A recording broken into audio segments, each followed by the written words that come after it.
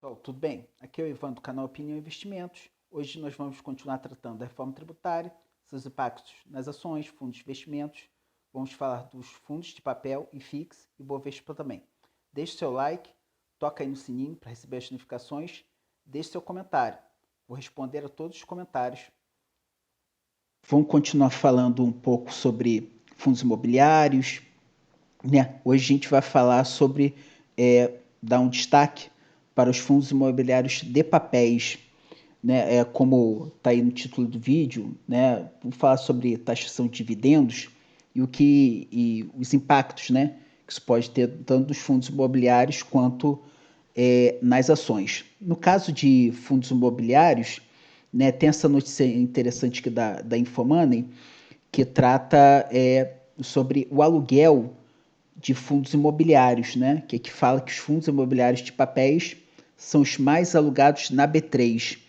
E qual a consequência disso, né? O que pode ser a consequência disso para os fundos imobiliários no geral, né? Porque o IFIX ele representa, né, um conjunto, né? Um conjunto de fundos imobiliários. Aqui, segundo aqui o Status Invest, o objetivo do IFIX é ser o indicador de desempenho médio das cotações de fundos imobiliários negociados nos mercados de bolsa e de balcão organizado da B3, tá? Então, o que acontece aqui percebe-se que os fundos de papel eles têm uma participação muito relevante no IFIX, né?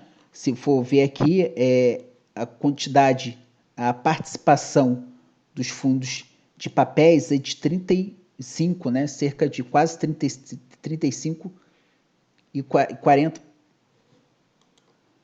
que você tem aqui grandes fundos, né? Como o Quiné, né? Os dois fundos do Quiné, tanto o Canip quanto o KNCR, você tem também aqui o famoso Iridium, né? Que está aqui no terceiro lugar como a maior participação aqui no IFIX, né? Quer dizer, dentro dos fundos de papel, que a maior parte hoje do IFIX é composta por fundos de papéis. Então, quando a gente vê aqui que fundos imobiliários de papéis são os mais alugados da B3, significa que existem muitos investidores apostando na queda. Por que isso? Né? Na verdade, o aluguel de ações nada é do que um empréstimo, tanto o aluguel de ações quanto de fundos imobiliários. Né? Isso significa um empréstimo de ativos. Né? O que significa? Eu tenho ações e tenho fundos imobiliários, por exemplo, né? na Rico, seja na Clear, qualquer dessas corretores, né? Você pode alugar ações ou fundos imobiliários. Né? Você pode ceder, no caso é doar, né? O termo é esse, você está... Claro, os fundos imobiliários e as ações continuam sendo suas, mas você pode doar, né? Pode ceder, pode emprestar esses ativos que você tem para uma outra pessoa, né? Que é chamada de tomadora, e normalmente é utilizado para operar vendido. O que significa isso? Você aposta que o ativo vai cair, né? Cair a sua cotação. Então, o vendedor, aquele que está shorteando o papel, ele aposta na queda. Né? Por exemplo, o ativo está R$10 e aquele que opera vendido está apostando que vai cair a 8. E quando cai, se cair a R$8, ele fica com essa diferença, né? Com esse lucro de R$2. Né?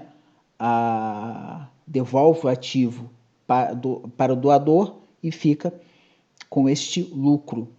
Então, o que acontece aqui, né, mostra aqui a Infomoney, a notícia aqui da Infomoney, diz que os fundos recebíveis imobiliários são responsáveis pelo maior volume negociado em 2021, 45% do valor total alugado, e, por consequência, como os fundos de papéis têm uma participação muito relevante no IFIX, isso tende a pressionar, né, e o IFIX é uma cesta de fundos imobiliários, tende a pressionar o IFIX para baixo, pelo menos no curto prazo, né? Que eu sempre falo que o investidor de longo prazo, aquele que faz aportes mensais, não tem que se preocupar tanto com isso. Mas, como eu falei, trata-se apenas de uma proposta de reforma tributária, né?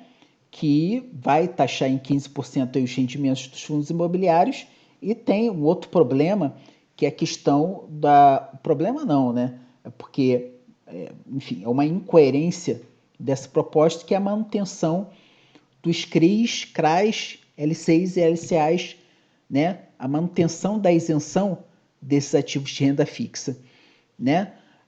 Por que traz uma incoerência? Porque a reforma vai atingir os fundos de papéis que compram esses certificados de recebíveis imobiliários, compram os certificados de recebíveis agropecuários, são os CRAs, compram os LCIs, as LCAs, que são isentas.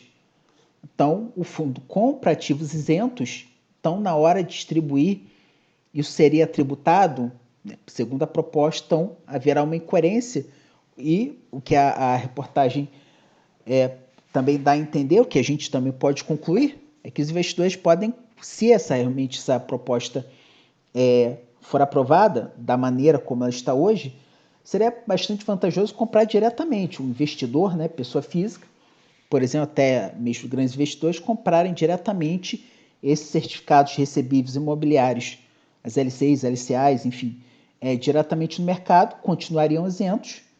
Então, isso tornaria os fundos de papéis menos atrativos. Esse é um risco, né, do fundo de papel, que o investidor deve ter sempre em mente. Claro que aqui esse canal tem caráter educacional, informativo, a gente que não recomenda nem compra nem venda de ativos, né? Não estamos recomendando nem compra nem venda de fundos imobiliários, muito menos, claro, de LCs, LCAs, CRIs, CRAs. Né? E aqui, pessoal, outro ponto muito importante também é com relação ao preço que você compra os ativos, né? Porque eu estou falando isso por causa exatamente do Iridium, IRDM. É um bom fundo, né? É um excelente fundo imobiliário, mais uma vez que não é recomendação de compra, né? Mas que hoje ele negocia, né, com preço sobre valor patrimonial, né? Ele negocia 26% a mais do seu preço, né? O valor patrimonial da cota é 98,54 e está sendo o valor atual de negociação na data de hoje, 29/6/2021, foi negociado a R$ 124,54. Bem, percebe-se que tem um excelente dividend yield, né? 11,51, mas isso é algo, esse preço, né, se tratando de fundo de papel, algo a ser bastante observado, e diferente dos fundos de tijolo. Isso aí não se leva tanto a ferro e fogo, digamos assim, esse preço sobre o valor patrimonial. Porém, nos fundos de papel isso tem que ser observado. O mercado, ele aceita pagar mais que o valor patrimonial da cota, porque o Iridium ele tem, né, uma excelente qualidade de gestão, então o mercado ele aceita. Mas o preço há que ser observado, porque se você olhar aqui o gráfico aqui do Status Invest, né, estou utilizando aqui o Status Invest como fonte, e poderia ser qualquer outra plataforma gratuita, como TradingView, por exemplo. Se colocar aqui nos últimos 5 anos, a gente percebe que a cotação chegou a R$ 157,10 e hoje está aqui em R$ 124,54. Claro que gráficos de preço se tornam rapidamente desatualizados. O preço não é o importante agora, você tem que saber, percebe-se aqui que no longo prazo o Iridium compensa, né, pelo menos compensou, principalmente quem comprou na queda ali em 2020, né, em março de 2020, hoje realmente está com bom lucro, além dos dividendos pagos, dos proventos pagos, né? Mas o que acontece? Quando o preço ele estica demais, como aconteceu aqui nesse pico, né, de por volta ali de R$ 157, por volta desse preço. Houve posteriormente uma boa queda, né? E hoje está negociando a R$ 124. Então, quem comprou lá no topo, né, pode estar um pouco preocupado. E como realmente o preço sobre valor patrimonial está bastante alto, então pode ser, não estou afirmando que vai acontecer, pode ser que tenha mais queda.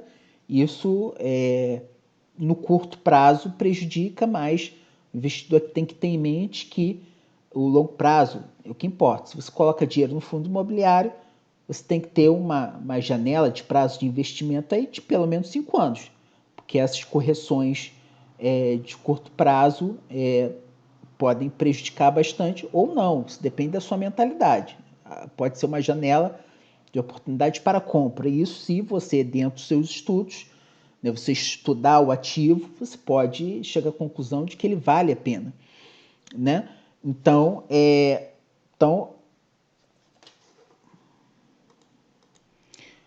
outro ponto aqui que eu acho importante, só a título de comparação, observe que esse gráfico do IFIX, né? O IFIX